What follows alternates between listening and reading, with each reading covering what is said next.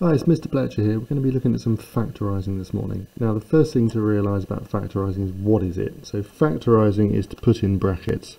To put in brackets. Now, there's four different kinds of factorising here. There's going to be what I'm calling number out, letter out, number out, difference of two squares. So all three of those methods are sort of partial sort of quadratic equation factorisation methods, and then we'll go on to the full quadratic factorising. So let's have a look at number out.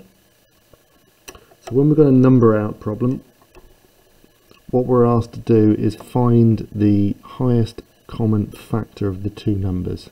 There may be one, there may not be one. So we need to find HCF of numbers.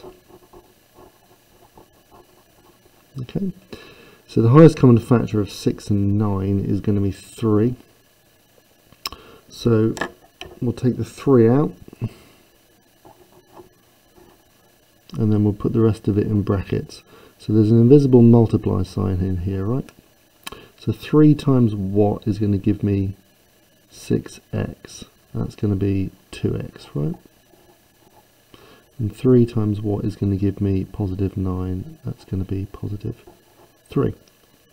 So first one done. Excellent. Second one, letter out, number out. Now, how do we know it's a letter out, number out problem? So what we were looking for in number out was we've got two terms.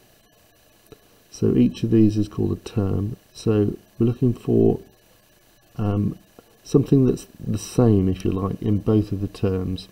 So they've both got numbers. So then we're going to need to look to see whether we can remove a highest common factor from the numbers, okay? So when we go to number out, letter out, we're looking to see, have we got two numbers? Yes. Have they got highest common factor? Yes. So we'll be able to take a number out. And then we look at the terms again, have they got the same letter in? They've both got x, so we'll be able to take at least one x out. So let's have a look at that. So this is going to be find HCF and find letters.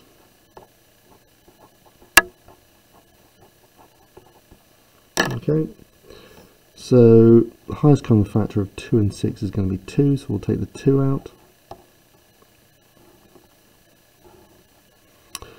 We've got an x squared, that's 2 x's, and we've got an x, that's 1x.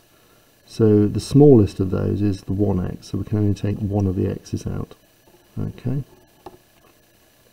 So 2x times what gives me 2x squared, that's just going to be x. And then 2x times what is going to give me 6x. That's just going to be positive 3, isn't it? If you're ever not sure, then we can expand the brackets and just see if we get back to where we started from. Okay, difference of two squares. Why is it called the difference of two squares?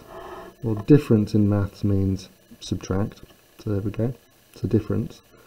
2 squares, well, x squared that's clearly squared, right? 9 is a squared number, so it's the difference of two things that have been squared. Now these are quite nice if you can spot that it's a difference of two squared numbers. So we need to find the square root of both terms,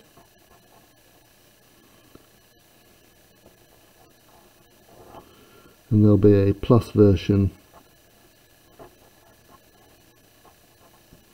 and minus version.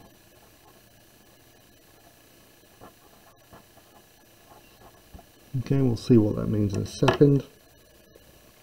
So find the square root of both terms. So the square root of x squared is just x, and the square root of 9 is going to be 3.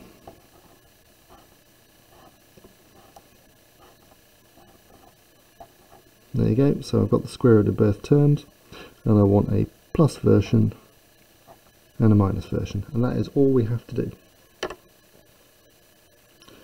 Last one then. So now we're on to the the full quadratic equation. So I'm not going to cover this fully. I'm just going to sort of just generally demonstrate what we need to do and think about.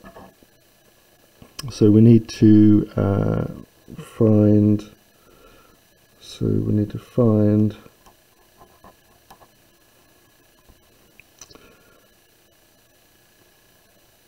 the factor pairs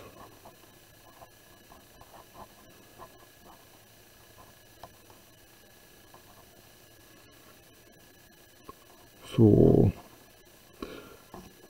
things that add to 7 and things that multiply to 12. So that's always the rule. So the first thing is that the quadratic equation has to be written out with the x squared bit at the front, the x is in the middle, and the number on its own at the end. It always has to be written that way. And then the middle number here is the number that the factor pairs add to, and the number at the end is the number that they multiply to. So we need to find the factor bug for 12, because that's going to give us our factor pairs. So it's going to be 1 and 12, 2 and 6, 3 and 4. So then we get to choose. All of these pairs will add to multiply to 12 rather. So which ones add to 7? So 1 and that doesn't add to 7, 2 doesn't add to 7, 3 and 4 adds to 7. Okay, so they're the ones we want. So I am going to want 3 and 4. Okay.